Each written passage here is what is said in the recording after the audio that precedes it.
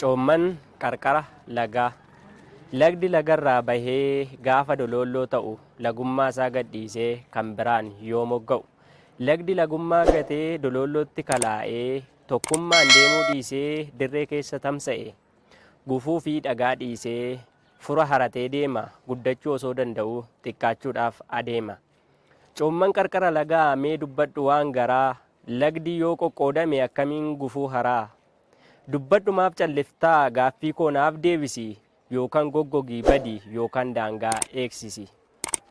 Daangicha isa guddaa kan dambalii galaanaa dololloon of wal ga'eetoo achi keessaa wal waama. Maqaa dololloo gatee galaanaan haa waamamu tokkummaan daddaaqamnaan bu'aan tokkoon argamu. Coomman qarqara lagaa ammas maaliif callistaa qurxummiiwwan kee kichuu diina maaliif nyaachistaa. Guddummaa kee mulqitee dolollootti kalooftee qurxummii kee nyaachifteem caccabaadhaan machooftee isa dur kabaja keef bidiruun sirra deemu amma si tuffatanii miila awwaaraan ol seenu. Dur yeroo bara sanaa yaa coomman siin jedhu amma ati qoodamnaan ciraa si gogsuu fedhu. Haroo koo gamtaa doolaa gurmaa'insa dololloo akkamiin si gogsanii sirra dhaabu boqqolloo. Ni iyyamtaaree laataa garaagara wal diigdee imimmaan kee dagattee kan qophaa keetti dhiigde.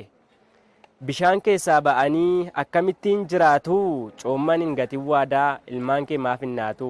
Ilmaan kee hambaa naachaa qurxummiiwwan kee kichuu akkamiin hambaaf laattaa coommaaf maal jetta kichuu. Paasifik ilaaltuuree isa doonii haxaa'u markaboota ammeenyaa kan cabsee lafa kaa'u. Galaannii fi dololloon yaa'anii wal ta'anii paasifik guddaa uuman tokkummaan gamta'anii. Egaa hatis haroo koo yaa coommanii hin qoodin hundumayyuu dololloon naa dhufanii. Kan summii baates faarsii hin jibbin mararfadhu summii inni baatummoo isumaan galaafadhu. Tokkummaa kee jabeessi ta'e hara kabajamaatu hormaanuu daawwatama. Malee harri wal qoode borunii gogan bulu fakkeessaa fi akkeessaan gaagura namaan ulu. Kanaafuu yaa haroo koo haroo haadha qurxummii dololloo kee facaastee hin facaasini summii. Galatooma yuutuubiin kiyya haaraa waan ta'eef sabiskiraayib godhaa maatii koo ta'a.